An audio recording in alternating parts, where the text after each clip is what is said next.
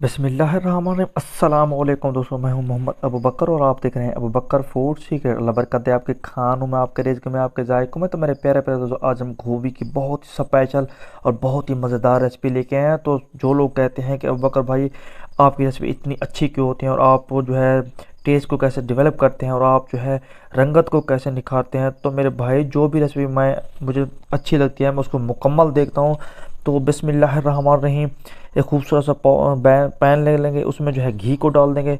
घी डालने के बाद मेरे पास जो है बड़े साइज़ का टमाटर है, दो मेरे पास दरमियाने साइज़ के प्याज हैं, और हरी मिर्च मैंने ले लिया है। और इसके बाद जो है मेरे पास लहसुन है, तकरीबन मैंने एक से दो जो है लहसुन के ले लिए हैं। अल्हम्दुलिल्लाह से इन्हें जो है अच्छे तरीके से चॉप कर लेंगे। चॉप करने के बाद जो इसमें घी में डाल दूंगा। अल्हम्दुलिल्लाह से बहुत ही अच्छे तरीके के साथ, बहुत ही ज़बरदस्त तरीके के साथ इनकी भुनाई करेंगे। भुनाई में जो है आपने बिल्कुल कमी नहीं छोड़नी। तो अगर आप भुनाई इसकी अच्छी नहीं करेंगे तो आपकी रेसिपी अच्छी नहीं बनेगी। तो माशाल्लाह से हाफ़ डन जो है हमारा मसाला हो चुका है। अल्हम्दुलिल्लाह से इसमें जो है लाल मिर्च का इस्तेमाल मैं करूँगा, हस्ब ज़रूरत इसमें लाल मिर्च जाएगी। तो हस्ब ज़रूरत इसमें जो है नमक जाएगा। नमक जो है शुगर के मरीज़, शुगर और ब्लड प्रेशर के मरीज़, ख़ास कर ब्लड प्रेशर के मरीज़ के लिए बहुत ही अहम है।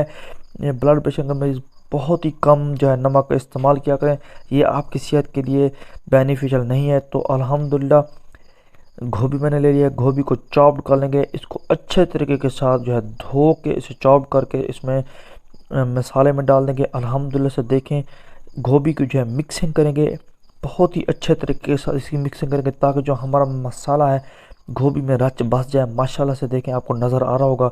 तो देखें बहुत ही प्यारा कलर इसमें आ चुका है। इससे पता चल रहा है कि हमारा जो मसाला है गोभी में जो है रच बस गया है। तो अल्हम्दुलिल्लाह से देखें, आपको नज़र आ रहा होगा। बहुत ही आसानी के साथ ये बन जाती है, बहुत ही इजी रेसिपी है, और माशाल्लाह से बहुत ही कमाल की बनती है। तो यकीन करें मुझे बहुत ही ज़्यादा पसंद है। तो अल्हम्दुलिल्लाह से देखें, इसमें जो है मेरे पास आलू है, तकरीबन मेरे पास दो मीडियम साइज़ के आलू हैं। आलू मैं इसमें डाल दूँगा। तो अगर गोभी बने तो उसमें आलू ना जाए तो ये कैसे हो सकता है। गोभी और आलू का जो कॉम्बिनेशन है बहुत ही मज़े का है, बहुत ही कमाल का है। तो इसको जो है खूब मिक्स कर देंगे। तो अभी अभी तक अगर आपने दरूद शरीफ का वर्द नहीं किया तो दरूद शरीफ का वर्द कर लें, ताकि अल्लाह पाक आपके रिज़्क में, आपके खानों में बरकत डाल दे। तो माशाल्लाह से देखें, इसमें जो है ज़बरदस्त जो है कलर आ चुका है। तो घी आपको नज़र आ रहा होगा, जो घी है वो इसमें रच बस के है। अल्हम्दुलिल्लाह से इसमें जो है पानी डाल देंगे। तकरीबन मेरे पास जो है आधा गिलास पानी का है, मैंने इसमें जो है डाल दिया है।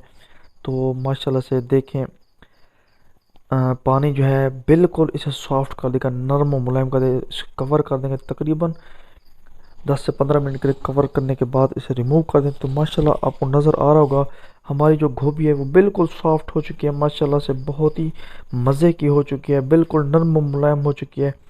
तो तकरीबन जो है हमारी रेसिपी पक कर तैयार हो चुकी है। इसमें जो है धनिया का इस्तेमाल, आपको पता है धनिया मेरी रेसिपी को चार चांद लगा देता है। तो माशाल्लाह से देखें, बहुत ही ज़बरदस्त रेसिपी पक कर तैयार हो चुकी है।